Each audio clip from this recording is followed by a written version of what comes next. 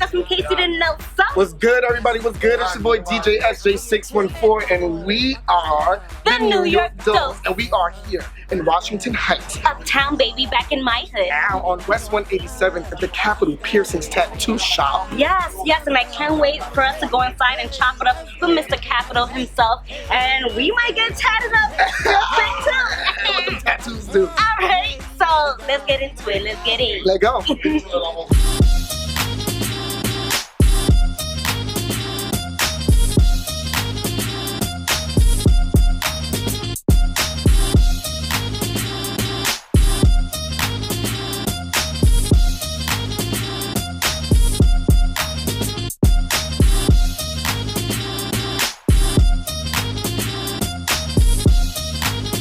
So what's up, guys? I'm sitting here with Kelvin, aka Capital himself. So how are you feeling? Good. How Thank you you doing? for having me, guys. Of course, thank you Thank for you, having us.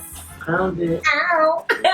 So we here in Washington Heights, right? You grew up in Washington Heights, right? I did. Yes. All my life. Can you tell me a little bit more about that and how that Well, was? it was a mixture of both the Dominican culture and me born in the United States, the American culture. So it was like a little bit of both Spanish and English. So it was good. It was Dominicans came from one island to another island. So Word. it's a homey They feel. call Washington Heights Dominican land. I mean, not now, you know. Supposedly it's going to be the new Williamsburg, they say, but Yes. I hope not.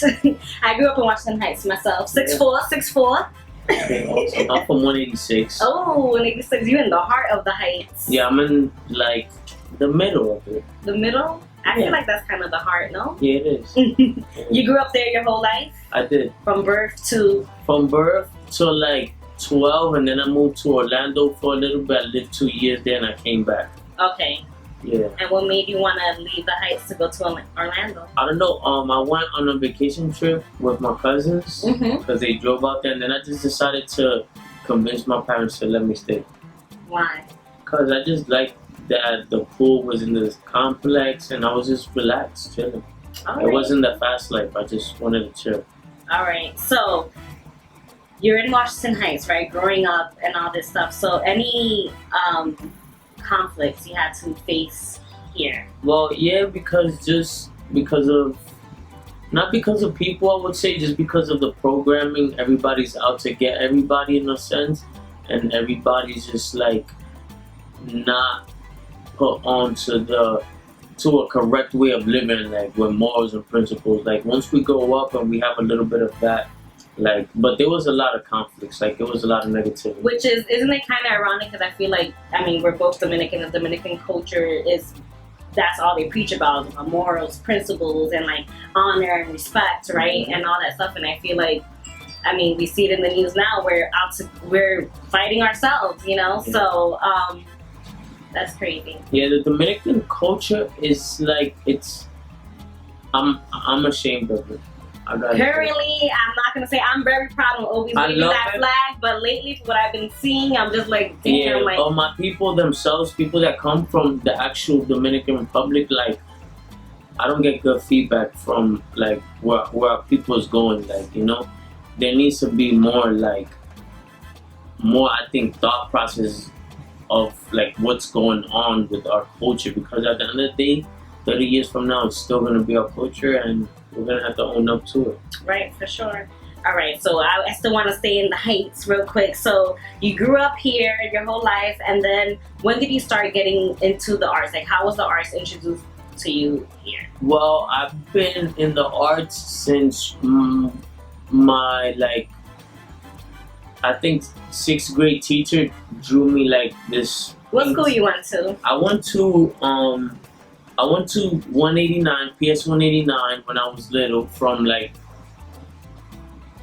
kindergarten to like 2nd grade, something like that. Yeah. And then I went to St. Elizabeth, and then I moved around. I went to Right. a couple schools around the neighborhood, and it was just good growing up. Like it's a neighborhood feel. Right, it's very homey. It's very Yeah, homey. it is. So you have a great story. This is why we're here, why we wanted to cover you. And I just want to know, like, what challenges and obstacles have you faced, like, throughout your journey? Well, I have had a lot of obstacles. Like trying to be your own business daily obstacles. But like one of my biggest like wake up calls was like when I had to move from my mom's house and I had nowhere to live for a minute, and then I just had to get myself together. That was one of my obstacles. Like, and then just setting up my business, dealing with other people, just people's energy. That's another obstacle. But I just stay positive, and whatever happens is supposed to be happening. And energy, I feel like if the energy is good or bad, we are powerful enough to direct the energy in whatever manner we want. So if it's positive or good, I just make the best out of it. Wait, so you had to, how old were you when you had to leave your mom's house? Well, I was a little bit older already. I was like 26. Okay. Yeah, but it was like unexpected. So that's what was weird about it. So what were you feeling like at that moment when you're like, damn, like... It was just basically a misunderstanding within family. So it was just like I had no choice. Like I just had to do what I had to do. And at that point, you already had your idea of like opening up your own shop, or did that leaving like give you that fuel to make it happen? Well, I've been piercing since I'm 12 years old, so that was the first thing. And then you got into tattooing. Yeah, I've been doing. I just had 2 years almost tattooing, so I just recently got into the tattooing. But I've been in the scene since I'm 12 years old. I've been in. Who let you pierce at 12 years old? A lot of people did. Oh man, they trusted you. They did, and a lot of people now to this day, like they come up to me and they be like, "Do you remember when you pierced me?" And you were 12. And I'll be like, "Nah, I don't really remember," but that's what means a lot because they'll still have their piercing, like And just because I was young doesn't mean that I wasn't trained to do or perform my objective as a piercer, because I think I have better training than a lot of people. Because you got it from young. Yeah, and I really love it. Like I lived it all my life. I just made it a business once I didn't have a home to stay, and I had to really fend for myself and get money. And thanks God, this is what I love. Like. And there you have it.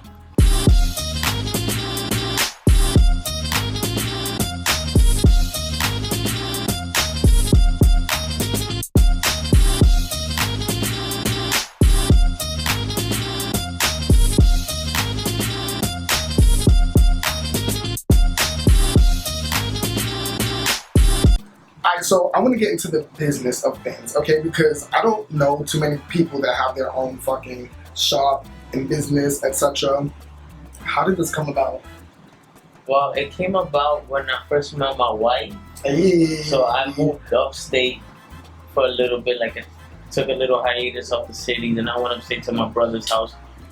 That was a person that taught me how to tattoo and pierce. Okay. And I just, throughout the ventures that I've been growing and learning and doing, it just all boiled down to what I love the most. And then I just decided, I asked myself, what's gonna stand me apart to one more competition? And when I saw the Knicks in that, I was like, oh, I have a business. And I've just been growing and applying to what I love, basically. Yeah. How did you find this particular space? Well, I got this space when I was 18, and I did it with at that time a business partner, and I had another venture which was making me more like, it was going way better for me than the piercing thing, so I stopped that at 18, and then I moved in here like 2016, 17. Mm-hmm. And so you speak about this past business partner. What happened to him or her? Oh no, we just had a falling out at that time. I love how you said it, Matt. Oh no, we just had like this. Like, oh no, it's fine. Yeah, we did. Yeah, I was doing something that was going way better than the piercings. Piercings was, at that time, I didn't have Google, Yelp, and I didn't have the resources that I have now, so I could get out there as easily. And expand. Yeah, and then now it's just super easy, and I'm super applying everything to this. I love it. Where did you get the name? Where did the name Capital Piercings come from? Like Capital. Well, Capital was an inspiration. Yeah, Capital was an inspiration of my name, which is Kelvin, and every name it's written with a capital letter. New York City, I feel like, is like the capital of the world, per se, in a sense.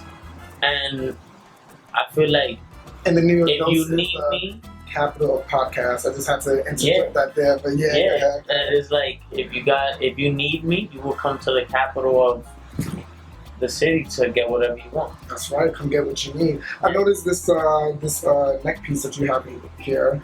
Are you really into like energy? What is this? Well, I am into energy. Like I took some LSD and it like super enlightened me. So yes.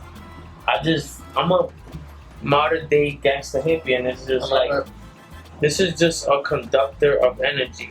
I got a hippie friend that he told me it's good, the stones are good, but don't put all your hope into rocks. Okay. Just gotta know how to use it. Like, it's just energy. Don't put all your hope into rocks. I like that. Yeah. Tell me your business hours. My business hours are Monday through Wednesday, 12 to 9 p.m.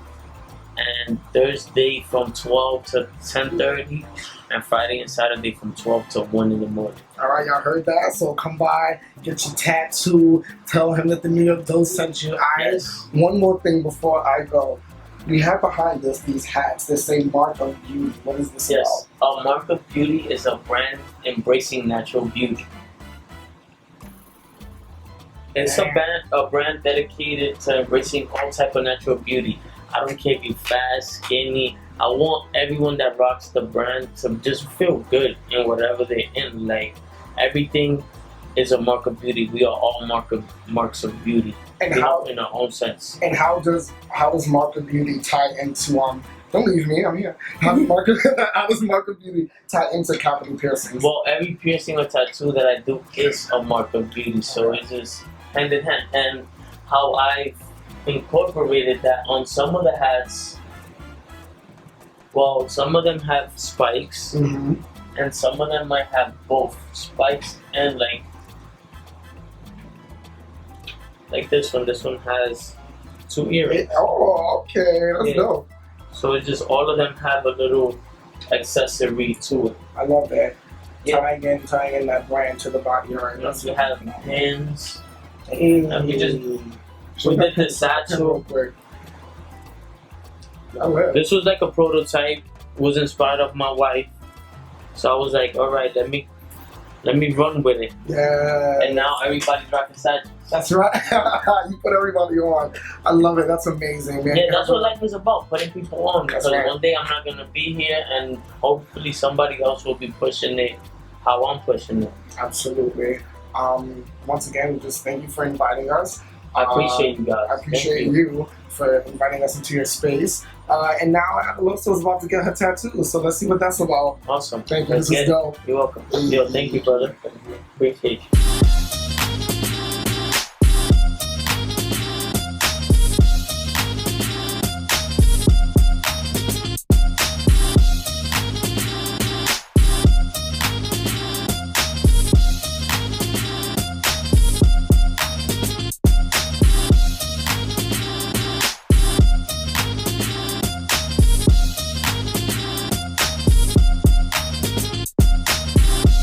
Finally got my peace sign tattoo. Thank you so much, Capital. You killed it. I knew you would. This just gonna remind me of just keeping peace in the city. Oh, I got my peace sign. Hey. Rock one, respect. Yes. Thank you so much, Capital. You're welcome, though. Yeah, y'all already know. What? I'm about to kill it,